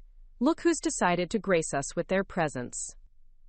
Vivian Blackwell approached with her characteristic blend of social grace and barely concealed hostility. Her red gown was stunning, her jewelry impressive, but her smile was sharp enough to cut glass. "Vivian," Madison replied with perfect composure, "how lovely to see you. You remember my husband, Marcus?" "Of course." Vivian's gaze raked over Marcus with new assessment. "Though I understand there's quite a bit more to remember now than there was a year ago." The comment was clearly intended as an attack, but Marcus responded with unruffled calm. "There's always been quite a bit to remember, Mrs. Blackwell. You simply chose not to pay attention." The response was delivered with such quiet confidence that Vivian actually took a step back. For a moment, her perfectly composed facade slipped, revealing uncertainty beneath. "Yes, well," she recovered quickly, "it's amazing what good PR can accomplish these days." "It is indeed," Marcus agreed pleasantly. "Though I've found that good character tends to be more enduring than good publicity." Before Vivian could formulate a response, they were interrupted by the arrival of Harrison Blackwell, Vivian's husband and one of the most influential men in their social circle. "Marcus Sullivan," Harrison said, extending his hand with what appeared to be genuine warmth. "I believe congratulations are in order. I heard about your family's new Pacific shipping contracts. Quite impressive." Madison watched the interaction with fascination. Harrison was treating Marcus as an equal, not just tolerating him, but actively engaging with him as a fellow businessman. The change in dynamic was immediately apparent to everyone within earshot. "Thank you," Marcus replied, shaking Harrison's hand firmly. "Though I should clarify that those are my father's contracts, not mine. I'm still focused on Sullivan Cleaning Services." "Admirable," Harrison nodded approvingly. "Building your own legacy rather than simply inheriting one. That takes real character." The comment was clearly directed at several other men in the immediate vicinity who had inherited rather than earned their positions, and Madison saw more than one face flush with embarrassment. As they moved deeper into the crowd, Madison began to notice a pattern. The older, more established members of their social circle, particularly the men who had built rather than inherited their wealth, were treating Marcus with new respect. But the younger generation, especially those who had never worked for anything in their lives, seemed more hostile than ever. "Madison, darling." The voice belonged to Cynthia Astor, Margaret's daughter, and one of Madison's former closest friends. "What a surprise to see you here. I wasn't sure you still received invitations to these sorts of events." Quote, the comment was designed to remind everyone that Madison had been socially exiled, but it backfired spectacularly when Catherine Sullivan materialized beside them. Cynthia, how lovely, Catherine said with poisonous sweetness. I was just telling the committee how generous the Sullivan family has been with tonight's silent auction. A $500,000 contribution does tend to ensure one receives the very best invitations. The amount was mentioned casually, but it had the intended effect. Cynthia's eyes widened slightly. $500,000 was more than most families contributed to charity in an entire year. How generous, Cynthia managed. We believe in supporting causes that matter, Catherine replied smoothly. Education, healthcare, the arts. Marcus has quite strong opinions about giving back to the community. As the evening progressed, Madison watched her husband navigate the complex social dynamics with growing admiration. He was neither apologetic about his background nor arrogant about his family's wealth. Instead, he simply presented himself as exactly what he was, a successful businessman who happened to come from money, but had chosen to earn his own way. The turning point came during the cocktail hour when James Sterling approached their group with Patricia at his side. Marcus, James said formally, I'd like you to meet some colleagues of mine. What followed was a series of strategic introductions that clearly signaled James's acceptance of his son-in-law. Business leaders who had been cool toward Marcus suddenly found themselves engaged in animated conversations about shipping logistics, labor relations, and international trade. But Madison also noticed the other conversations happening around them, whispered exchanges between groups that seemed to be planning something. The hostility wasn't disappearing, it was consolidating. We need to be careful, she murmured to Marcus during a brief lull in conversation. I know, he replied quietly. Can you see Jonathan Astor near the bar? He's been organizing something for the last 20 minutes. Madison glanced toward the bar, where Jonathan was indeed holding court with a growing group of younger men, all of them sons of wealthy families, all of them clearly agitated about something. What do you think they're planning? She asked. Before Marcus could answer, the lights dimmed slightly and a chime sounded, indicating that dinner was about to be served. As the crowd began moving toward the ballroom, Madison caught sight of the seating chart and felt her blood run cold. They'd been placed at table 13, not with Madison's parents or other family friends, but surrounded by some of the most hostile members of their social circle. It was clearly intentional, designed to isolate them and create maximum opportunity for confrontation. Interesting seating arrangement, Marcus observed, having noticed the same thing. It's a setup, Madison said grimly. Probably, Marcus agreed. The question is whether it's meant to embarrass us or give us an opportunity to prove ourselves. As they took their seats at the designated table, Madison realized that the real test of their marriage and their place in New York society was about to begin. The cocktail hour had been merely a warm-up. Dinner was where the real battle would be fought. Looking around at their table mates, Jonathan Astor, Cynthia Blackwell, Preston Whitmore, and several other members of the younger social elite, Madison steeled herself for what promised to be the most challenging meal of her life. The war for their acceptance was about to reach its climax. Dinner at table 13 felt like being fed to the lions. As the first course was served, Madison found herself surrounded by precisely the people who had made her life miserable for the past year, and they clearly had no intention of changing their approach now. So, Marcus, Jonathan Astor began, cutting his foie gras with surgical precision, I understand you've been keeping some rather significant secrets from your wife. The attack was immediate and direct, designed to put Marcus on the defensive from the opening moment. Around the table, conversations quieted as everyone waited to see how he would respond. Marcus finished chewing his bite thoughtfully before responding. I don't believe I've kept any secrets, Jonathan. Everything I told Madison about myself was completely accurate. Accurate, but incomplete, pressed Cynthia Blackwell. Surely you can understand how deceptive it seems to let someone believe you're poor when you're actually heir to hundreds of millions of dollars. Madison felt her temper flare, but Marcus remained completely calm. I let Madison know exactly what my personal income and assets were, he replied evenly. I never claimed to be poor. I simply lived within the means of what I earned myself rather than what I had access to through my family. Quote, a rather convenient distinction, sneered Preston Whitmore. Most people would call that lying by omission.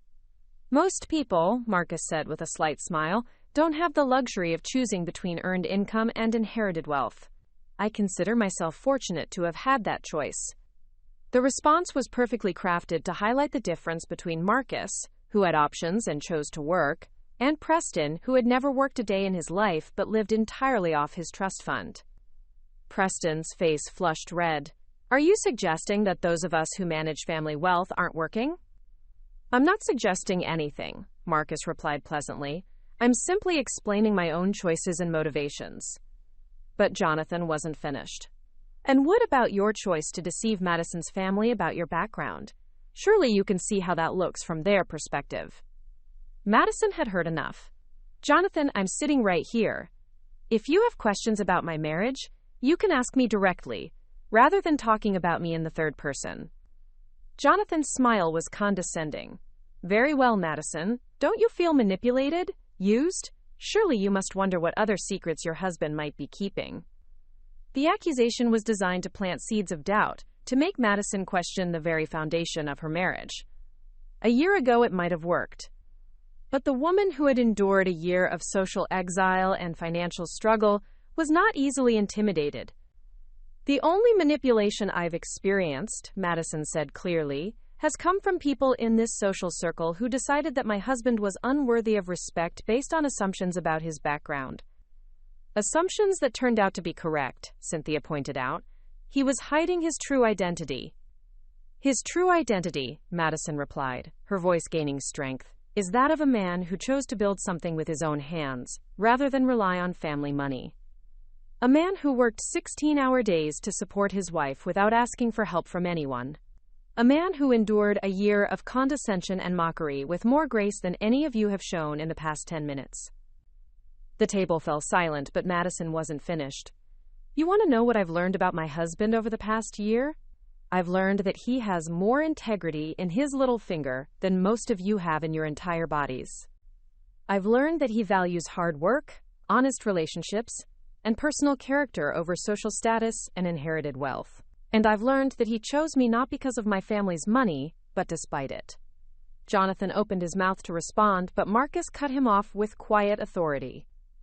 "I think what Madison is trying to say," Marcus said, his voice carrying easily to neighboring tables that had gone quiet to listen, "is that we've spent a year learning who our real friends are. And we've learned that real friendship isn't based on bank account balances or family names." "How noble," Preston said, sarcastically. "Easy to say when you've got hundreds of millions as a safety net." "Is it?" Marcus asked genuinely. "Because I spent 8 years building my business without that safety net. I lived in a studio apartment, worked 18-hour days, and built my client base one contract at a time. I proved to myself that I could succeed independently before I ever asked Madison to marry me."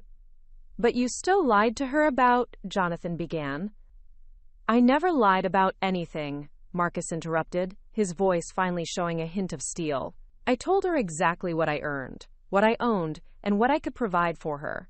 I never promised her family money, and I never asked her to sacrifice her lifestyle for mine. She chose to do that because she loved me, not because I deceived her." The distinction was crucial, and Madison could see its impact on the people listening from nearby tables. Marcus hadn't tricked her into a life of poverty. She had chosen love over luxury, a choice that spoke well of both of them. But their table mates weren't ready to concede defeat. "And now?" Cynthia asked pointedly. "Now that the truth is out, are you planning to embrace the wealth you've been rejecting? Or will you continue this charade of working-class nobility?" It was a trap, Madison realized. If Marcus said he would embrace his family's wealth, they'd accuse him of being a hypocrite. If he said he'd continue working, they'd dismiss it as performative. Marcus seemed to understand the trap as well, because his answer surprised everyone. "I'm going to do exactly what I've always done," he said simply. "I'm going to run my cleaning business, support my employees, and build a life with my wife. The only difference is that I'm no longer going to pretend I don't have family resources available if I need them." "How convenient," Jonathan muttered. "Yes," Marcus agreed pleasantly. "It is convenient, just like it's convenient that you've never had to worry about paying rent, or that Preston's never had to apply for a job, or that Cynthia's never had to balance a checkbook. We all have advantages, Jonathan. The question is what we do with them." The conversation was interrupted by the arrival of the second course, but Madison could feel the tension continuing to build around their table. She caught sight of her parents at table 12, watching the interaction with obvious concern. As the evening progressed, the attacks became more personal and more vicious. By the time dessert was served, Madison felt like she'd been through a war. But something remarkable had happened during those 2 hours. Other diners had begun to pay attention, and their reactions weren't what Jonathan and his allies had expected. Instead of seeing Marcus as a fraud or Madison as a fool, the broader crowd seemed to be viewing them as a young couple under siege by bullies. The attacks were so relentless and so personal that they were generating sympathy rather than condemnation. Madison noticed Harrison Blackwell at table 8, shaking his head in obvious disapproval of his son-in-law's behavior. At table 6, Robert Whitmore was engaged in what looked like a heated whispered argument with his wife about their son's conduct. The turning point came during coffee service, when Jonathan made one final, fatal mistake. "Well, Madison," he said with a cruel smile, "I suppose this whole experience has been educational for you. Learning what it's like to live without Daddy's money, discovering what kind of man you actually married. I'm sure it's been quite the reality check." Madison felt something snap inside her. The past year of struggle, sacrifice, and social isolation crystallized into a moment of perfect clarity. "You're absolutely right, Jonathan," she said, her voice carrying clearly through the suddenly quiet ballroom. "It has been educational. I've learned that money doesn't create character. It just reveals it. I've learned that some people use their advantages to build things, while others use them to tear people down. And I've learned that the man I married has more class, more dignity, and more genuine worth than anyone else in this room." She stood up, her chair scraping against the floor in the sudden silence. "I've also learned something else," she continued, looking around at the sea of faces watching her. "I've learned that I don't need your approval, your acceptance, or your friendship. What I need is self-respect, which means I'm done pretending that any of you are worth my time or energy." Madison turned to Marcus, who was watching her with obvious pride and admiration. "Shall we go?" she asked. Marcus stood as well, placing his napkin on the table with deliberate care. "I think that's an excellent idea." As they walked toward the exit, the ballroom remained completely silent except for the sound of their footsteps on the marble floor. Madison felt every eye in the room watching them, but for the first time in over a year, she didn't care what anyone thought. They had lost the battle for social acceptance, but they had won something much more valuable, their self-respect and their partnership. Whatever came next, they would face it together, as equals. But as they reached the ballroom doors, Madison heard a sound that made her heart skip, the slow, steady sound of applause. She turned to see Catherine Sullivan standing at table 1, clapping with obvious approval. Within seconds, the applause spread to other tables, growing stronger and more sustained. By the time they reached the exit, more than half the ballroom was applauding their departure. They had lost the battle, but they were winning the war. The last laugh. Madison woke the next morning to the sound of her phone ringing incessantly. Sunlight streamed through the windows of their Hampton House guest room, and for a moment, she forgot about the previous evening's drama. Then memory returned in a rush. The dinner, the confrontation, their dramatic exit, and the unexpected applause that had followed them out of the ballroom. Marcus was already awake beside her, scrolling through his phone with a bemused expression. "How bad is it?" Madison asked, not sure she wanted to know. "Depends on your perspective," Marcus replied, showing her his screen. "We're front-page news on 3 society blogs. There's a video of your speech that's been viewed 50,000 times since last night, and I have about 40 missed calls." Madison groaned, pulling a pillow over her head. "I can't believe I made such a scene." "You stood up for us," Marcus corrected gently. "There's a difference." Before Madison could respond, Catherine appeared in their doorway carrying a breakfast tray and wearing an expression of pure satisfaction. "Good morning, you two," she said cheerfully. "I thought you might want to see this before the phone calls become completely unmanageable." She handed Madison a tablet, displaying the New York Social Register's website. The headline made her stomach drop. "Society Couple's Dramatic Exit Exposes Elite Hypocrisy." But as Madison read the article, her horror transformed into amazement. Rather than portraying her and Marcus as social climbers or frauds, the piece painted them as victims of bullying by entitled young aristocrats. The writer had clearly been at the gala and had witnessed the entire dinner conversation. "Listen to this," Madison said, reading aloud. "What unfolded at table 13 was less a dinner conversation than a coordinated attack on a young couple whose only crime was choosing love over social status." Mrs. Sullivan's eventual response, a dignified defense of her marriage and her husband's character, showed more class than her attackers had displayed all evening. Marcus looked over her shoulder as she continued reading. Mr. Sullivan's restraint in the face of increasingly personal attacks demonstrated the kind of character that old money used to value. That the younger generation of New York society failed to recognize this quality says more about them than about him. "There's more," Catherine said with obvious delight. The Times Society columnist was there, and she's writing a piece about bullying in elite social circles. 3 different gossip blogs are calling last night's dinner a disgrace to civilized society. And most importantly, several very influential people are publicly supporting you. Harrison Blackwell called this morning to apologize for his son-in-law's behavior. Robert Whitmore wants to invite you both to his daughter's wedding. And, Catherine paused dramatically, the Belmont Country Club board has asked Jonathan Astor to resign his membership. Madison stared at the phone in disbelief. "They're kicking him out?" "Apparently several longtime members complained that his behavior was unbecoming of a gentleman," Catherine explained. "It seems your graceful exit highlighted just how ungracefully he was behaving." Over the next few days, the story took on a life of its own. Videos of Madison's speech went viral on social media, with thousands of comments praising her dignity and strength. Business opportunities flooded in for Marcus, not because of his family name, but because people admired his work ethic and character. But the real vindication came 3 months later, at another charity gala. This time, when Madison and Marcus arrived, they weren't met with whispers and stares. Instead, they were greeted warmly by genuine friends who valued them for who they truly were. As they stood on the terrace of the event, watching the sunset over Manhattan, Marcus pulled Madison close. "Any regrets?" he asked, softly. Madison thought about their journey, the struggle, the exile, the battles fought and won. She thought about the strength they'd discovered in themselves and in their marriage. "Only one," she said with a smile. "I wish I'd stood up to them sooner." Marcus laughed, the sound carrying across the evening air. "Well, Mrs. Sullivan, I think we made up for lost time." And as the Aurora's dream could be seen in the distance, now simply one of many beautiful boats in the harbor, no longer a symbol of hidden secrets but of earned success, Madison realized they had won something far more valuable than social acceptance. They had won against each other. What an absolutely incredible journey we've shared together. Creating a story of this magnitude requires months of planning, writing, and careful narration to ensure every detail is perfect and every moment keeps you engaged.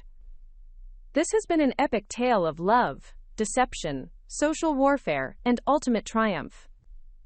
If this story moved you, inspired you, or simply entertained you through this incredible journey, please show your appreciation by liking this video and subscribing to our channel for more amazing long-form stories. Share this with anyone who loves compelling narratives about love conquering all odds. Hit that notification bell to be the first to hear our newest content. Thank you for being part of our storytelling community and for joining me on this remarkable adventure. I'll see you in the next incredible tale.